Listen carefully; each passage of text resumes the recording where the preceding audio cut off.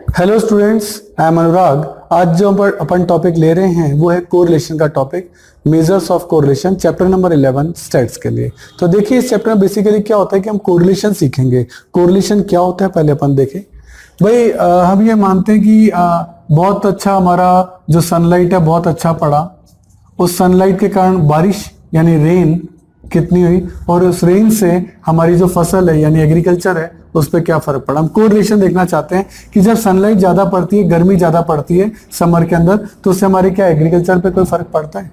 या फिर हम ये कहें कि विराट कोहली अगर सेंचुरी मार रहा है तो क्या इंडिया विन करता है। हम इन दोनों बीच में कोरिलेशन देखना चाहते हैं कि विराट कोहली ने कितने मैचेस में सेंचुरी मारी और उसमें इंडिया कितने मैचों में विन हुआ। तो किसी भी चीज में कोरिलेशन कैलकुलेट किया जा सकता है। हम रेन का एग्रीकल्चर पे देख सकते हैं, हम विराट कोहली की सेंचुरी का विनिंग पे सिचुएशन देख सकते हैं, किसी भी चीज का कि आपने ब्लू कलर की शर्ट पहनी थी, आपका पेपर अच्छा हुआ क्या, कोरिलेशन किसी भी चीज पे फाइंड आउट किया सकता है। तो इस चैप्टर में हम कोरिलेशन का देखेंगे, कॉज एंड इफेक्ट क्या है, कोरिलेशन के टाइप्स देखेंगे, परफेक्ट कोरिलेशन है, नो कोरिलेशन है, और पॉजिटिव है, नेगेटिव है, इन सब के चार्ट्स वगैरह मैं आपके साथ डिस्कस करूंगा। इनके आपके मेरिट्स क्या हैं, डिमेरिट्स क्या हैं, और मल्टीपल कोरिलेशन क्या है, देन डिग्रीज ऑफ कोरिलेशन कि कितने टाइप की डिग्रीज होती है कोरिलेशन की। फिर आप कोरिलेशन के डायग्राम देखेंगे, स्कैटर डायग्राम है। स्कैटर डायग्राम में वेरियस डायग्राम्स जो हैं वो हमने बनाए हैं यहाँ, वो सारे डायग्राम जो हैं वो आपके डिस्कस होंगे। और प्लस यहाँ दो राइटर्स हैं, एक तो है आपका कार्ल पियर्सन, इसने काफी सारे फॉर्मूले दिए हैं एज्यूम मीन से, एक्चुअल मीन से, वो सब चीजें जो है अपन कोरिलेशन के लिए कैलकुलेट करेंगे। और एक आपका आएगा स्पीयरमैन।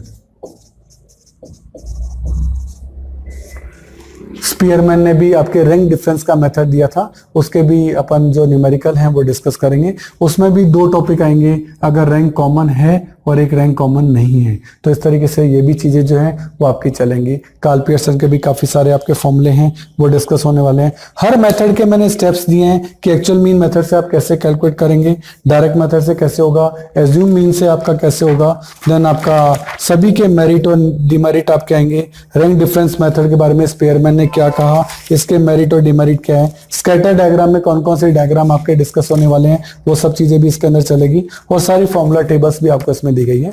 तो नेक्स्ट वीडियोस में आप देखेंगे कि बारी बारी से मैंने हर टॉपिक को उठाया है, उसका न्यूमेरिकल क्वेश्चन आपको सॉल्व करके बताया है। और नेक्स्ट वीडियो में हमने नोट्स की एक नरेशन भी जो है वो डाली है, जिसको कि आप पीडीएफ डाउनलोड कर सकते हो। और मैं पूरे नोट्स थ्योरेटिकली आपको जो है पूरे समझाऊंगा, आप आराम से उनको अंडरलाइन करें, इंपॉर्टेंट जो भी वर्ड्स हैं उनको देखें, उससे आपका नॉलेज जो है वो काफी अपडेट होगा। अगर आपको मेरे वीडियोस पसंद आ रहे हैं तो देखिए एक लाइक, शेयर और सब्सक्राइब तो बनता है, तो मेरी खुशी के लिए एक लाइक तो कर दीजिए। देखिए आपका टाइम बड़ा कीमती है, तो यदि नोट्स लिखने में आप अपना टाइम बचाना चाहते हैं और वर्कशीट भी गेट करना चाहते हैं तो इन सभी की पीडीएफ का लिंक नीचे डिस्क्रिप्शन में गिवन है, आप वहां जाके देख सकते हैं। हेलो स्टूडेंट्स, आई एम अनुराग। आज हम कोरिलेशन का जो टॉपिक है उसे डिस्कस कर रहे हैं। कोरिलेशन को हम आर से डिनोट करते हैं और कोरिलेशन में डिफरेंट राइटर्स ने अपने अपने मेथड दिए हैं। और आज अपन जो सबसे पहले ले रहे हैं वो ले रहे हैं rank difference method. Rank difference method, ठीक है। रैंक डिफरेंस मेथड जो है वो राइटर जो है स्पीयरमैन, उन्होंने दिया था। तो इसको कई लोग स्पीयरमैन मेथड भी कहते हैं, स्पीयरमैन्स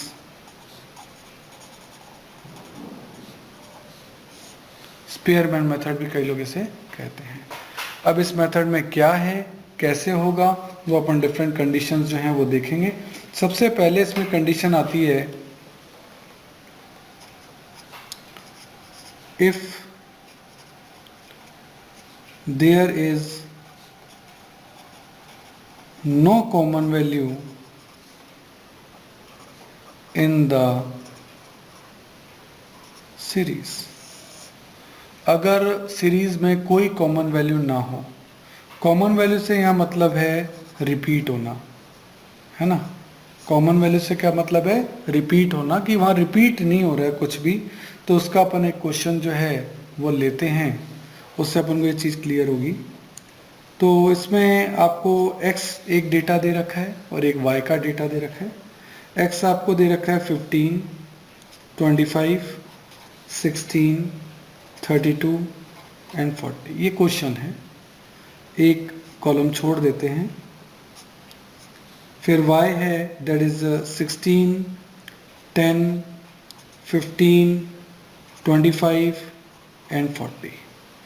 ये आपका दो डेटा आपको दे रखे हैं x और y का। सही है। अब हमें क्वेश्चन स्टार्ट करना है।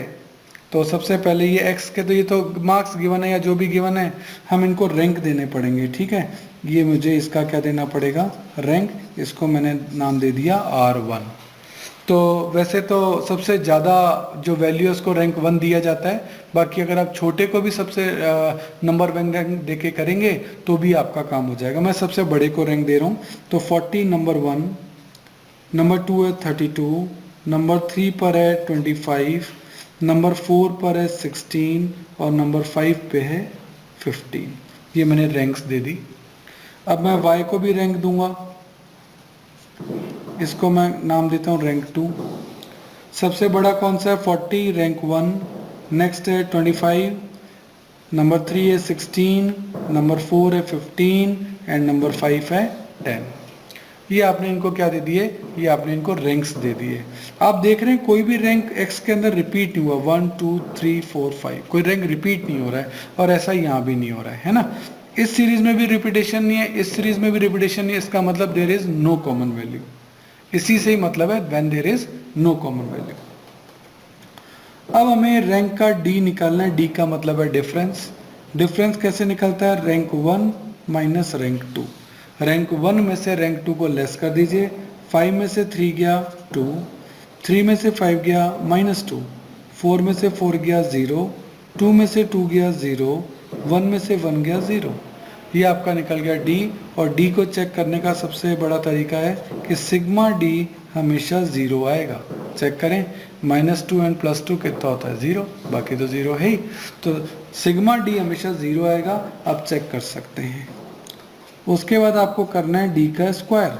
2 2 जा 4, -2 इंटू -2 दैट इज प्लस का 4, 0 0 0, इनका कोई स्क्वायर नहीं है। अब आप सिग्मा डी स्क्वायर ईजिली निकाल सकते हैं। 4 एंड 4 16। ये सिग्मा डी स्क्वायर आपका निकल गया। तो ये देखिए, if there is no common value in the series में आप टेबल कैसे सेट करेंगे। अब सिंपली आपको फॉर्मूला लगाना है और कुछ भी नहीं है। तो जब कॉमन वैल्यू नहीं होती है तो कोरिलेशन कैलकुलेट करने के लिए लिखते हैं आर आर। आर का मतलब कोरिलेशन और कैपिटल आर का मतलब रैंक डिफरेंस, क्योंकि हम इसे रैंक डिफरेंस मेथड से कर रहे हैं इसलिए। इसका फॉर्मूला होता है 1 minus 6 sigma D square that upon n cube minus n।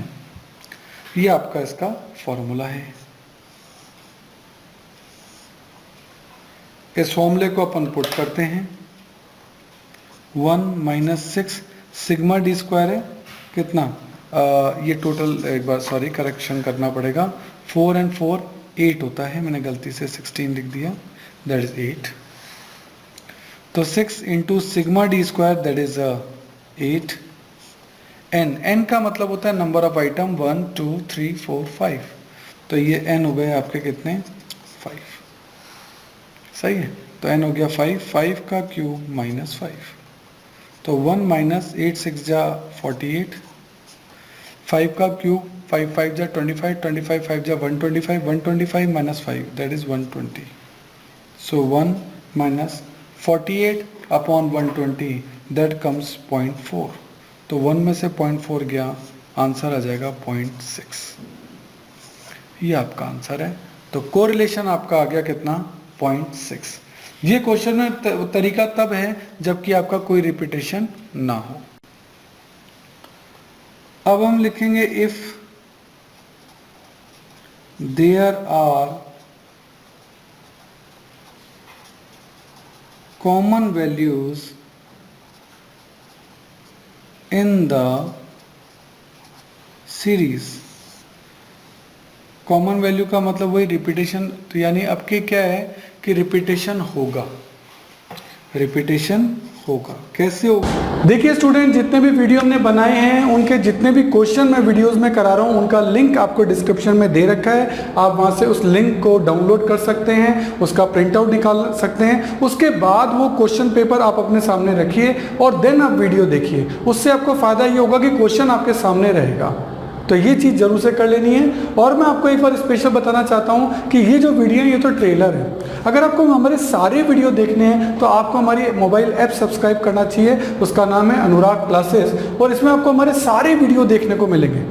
क्यों? देखो YouTube तो ट्रेलर है, सारे वीडियो नहीं होते। अगर आपको सारे वीडियो देखने हैं तो आपको हमारी मोबाइल ऐप सब्सक्राइब करनी पड़ेगी। उसमें आपको सारे वीडियोस मिलेंगे, उसमें आपको नोट्स मिलेंगे, प्रिंटेड नोट्स भी होंगे, हैंड रिटन नोट्स भी होंगे, मतलब आप हर तरीके के नोट्स वहाँ ले सकते हो। उसमें भी उसकी जो मेंबरशिप है वो प्रीमियम भी है और स्टैंडर्ड भी है, जो भी आप लेना चाहें। और आपको वहाँ अदर बुक्स के इंपॉर्टेंट पिक्स, अच्छे डायग्राम, अच्छे क्वेश्चन, अच्छे पैराग्राफ, वो भी आपको जो है इस ऐप के अंदर मिलेंगे। और इसके अलावा बहुत ही important point, MCQ test. MCQ test का पैनल है जिसमें आप जितने भी टेस्ट वहाँ देंगे उसमें ऑप्शंस होंगे ABCD, उसमें ट्रू एंड फॉल्स के क्वेश्चन होंगे, उसमें फिल इन द ब्लैंक्स के क्वेश्चन होंगे। आपने 40 क्वेश्चन का टेस्ट दिया, जैसे ही सबमिट किया विदिन 5 सेकेंड्स आपका रिजल्ट आपके सामने है। तो ये मोबाइल ऐप मैं जरूर चाहूँगा आप जरूर से सब्सक्राइब करिए। मेरा नंबर है 9829224488। आप ऑफिस आवर्स में कभी भी मुझे कॉल कर सकते हैं। Thank you. देखिए स्टूडेंट, हमारे चैनल से जुड़ने का फायदा आपको नेक्स्ट 7 इयर्स तक मिलेगा, क्योंकि हमारी रेंज बहुत बड़ी है। नॉर्मली आप चैनल्स पे देखेंगे वो 1 या 2 या 3 सब्जेक्ट पढ़ा रहे हैं, लेकिन मैं आपको बहुत बड़ी रेंज दूंगा। यदि आपकी और मेरी ट्यूनिंग जमती है तो ये बहुत लॉन्ग लास्टिंग रहेगी, और वो ट्यूनअप में आपको बार बार नई ट्यूनअप नहीं करनी पड़ेगी, क्योंकि आपकी ट्यून मुझसे जम चुकी है। क्यों? क्योंकि मैं आपको बता रहा हूँ कि मैं 11th में आपकी अकाउंट्स, स्टेट्स और माइक्रो इकोनॉमिक्स लूंगा। 12th में मैं आपकी अकाउंट्स, मैक्रो और इंडियन इको लूंगा।